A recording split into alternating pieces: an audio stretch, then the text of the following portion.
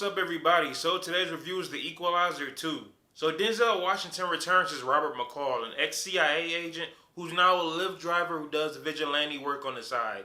But now he's on a path of revenge when he finds out that his friend is murdered.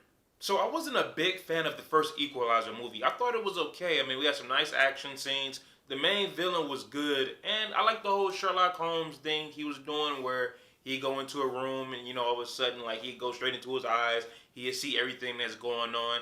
And stuff like that was cool. But this movie was a letdown. Because one of the big issues here is the pacing. Like, at the beginning of the movie, after this nice little action scene, they show us a little montage of the people that he's picking up while he's doing Lyft. And that's cool. We get to see him maybe interact with them or not at all.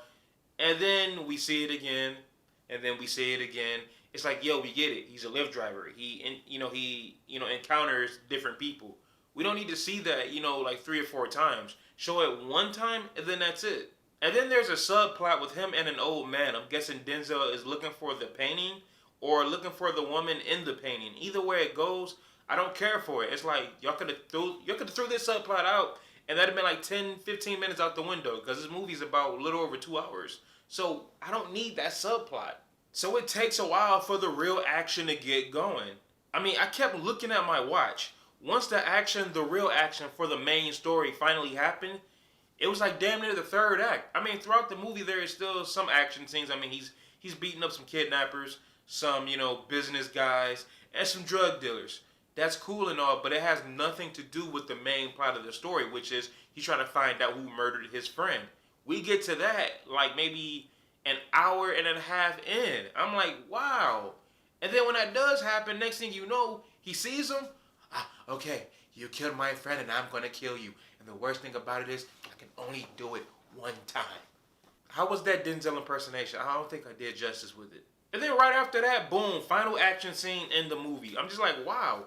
It seems like, more than an hour of this movie, we were dealing with other things before we got to the main story. So, yeah, that was just like a big issue for me. But one of the subplots that I did enjoy was him interacting with this kid named Miles. He's played by, I think his name is Ashton Sanders. He was the kid in Moonlight, the teenager. And, he did a good job. Like, I really like what was going on with him because, I mean, Denzel noticed that he was steering into that, like, gang activity. He was a bright man. He was a bright young man. He's wanted to be an artist and everything, but, he's trying to provide for his family. So he's doing, the wrong thing. And Denzel is trying to, like, bring him back to the light side. So I like that. I like that entire interaction. Honestly, we could have took out that whole old man bit and probably put more of, him and Miles in it. That was actually enjoyable. The villains were weak as hell. I mean, some fucking guys with beards and sunglasses. I'm like, yo, what? It's like, what are y'all doing? It's like, I honestly didn't understand what was going on. They wanted to tie up some loose ends. I didn't give a shit what they were doing. They really was not a threat. It's like they just show up, sunglasses, beard, hoodies or whatever, and then, kill some people. I'm like, yeah. Did they even have names? Now the action scenes we do have, some of them are cool. I'm not gonna lie. I mean, the whole Sherlock Holmes thing he does again, I got a little tired of that already. It's like, maybe do it one time. We don't need to keep seeing it again, because if you are gonna make this a trilogy or something, I don't need to see you do that every single time. But I mean, yo, he is fucking niggas up, and the action is quite brutal here. But still, once we go against the main people, it's like they're not a challenge.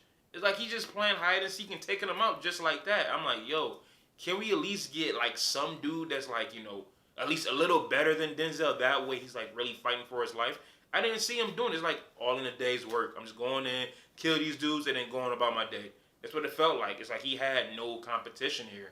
But to wrap this up, The Equalizer 2 was a big letdown. The movie was really slow. They could have cut out a bunch of subplots and a bunch of those Lyft montages. The villains were complete shit. They're so forgettable. They were weak as hell. I mean, hell, I could have took them out. Okay, no, I'm exaggerating. They could have still killed my ass. But you get what I'm saying. But Denzel still does a good job here, and his interaction with Miles was the best part of the movie. But even those two can't save this movie. So I'm going to have to say The Equalizer 2 is weak. Man, Denzel should have gave us like a 2-gun sequel. Like, I would have rather seen Mark Wahlberg and Denzel go at it again. Damn. So The Equalizer 2, if you've seen it, comment down below. Let me know what you think. And while you're down there, hit that subscribe button. Check out my other videos. And as always, I will see y'all next time. Peace. bum bum.